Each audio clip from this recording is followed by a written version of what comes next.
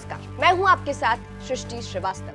25 जून 1975 से 21 मार्च 1977 तक 21 महीने की अवधि में भारत में आपातकाल घोषित था। तत्कालीन भारतीय प्रधानमंत्री इंदिरा गांधी ने देश में आपातकाल यानी इमरजेंसी लागू कर दी थी, जिसके बाद चुनाव स्थगित हो गए थे और नागरिक अधिकारों को समाप्त करके मनमानी की गई थी। इसको लेकर आज भी बीजेपी कांग्रेस को कोसती है, लेकिन क्या प्रधानमंत्री मोदी भी ऐसा ही करने वाले हैं? ये हमारा नहीं कहना है, ये एक शख्स का कहना है जिसने ये कह के बवाल मचा दिया है। चलिए आपको भी बताते हैं पूरी खबर के बारे में।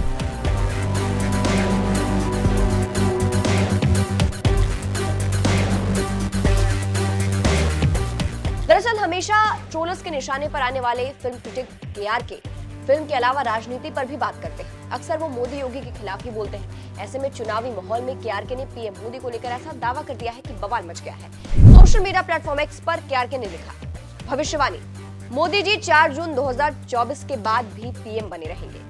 अगर बीजेपी हारेगी तो वो इस्तीफा देने से इनकार कर देंगे और पीएम बने रहने के लिए आपातकाल की घोषणा कर देंगे।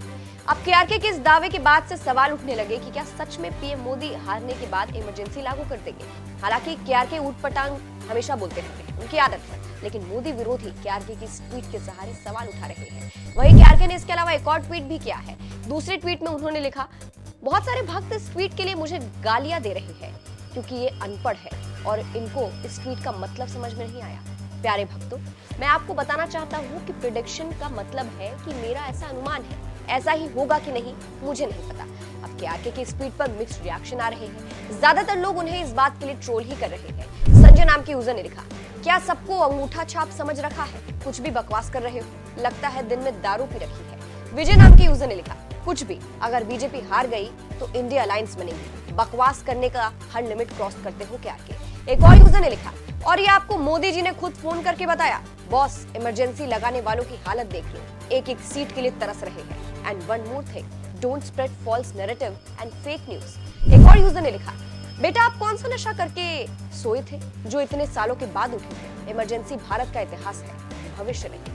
खैर, केआरके तो ट्रोल हो ही रहे हैं। इसके अलावा पीएम मोदी की बात करें तो वो भी ट्रोलर्स के निशाने पर है आजकल। अभी कुछ दिनों पहले पीएम मोदी ने भरे मंच पर ऐसा बयान दे दिया था कि उन्हें ट्रोल कर दिया गया था। पीएम मोदी ने कहा था, इंडिया अलायंस को अपने वोट बैंक की गुलामी करनी है तो करे, उनको वहां जाकर मुजरा करना है तो भी करे।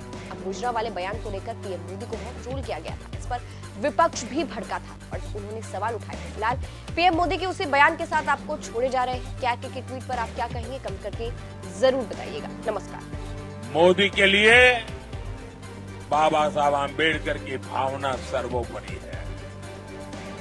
इंडिया अलायंस को अपने वोट बैंक की गुलामी करनी है तो करें,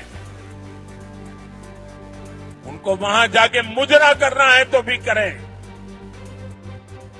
मैं एससी, एसटी, ओबीसी आरक्षण के साथ डट करके खड़ा हूं, खड़ा रहूंगा, जब तक जान है लड़ता रहूंगा।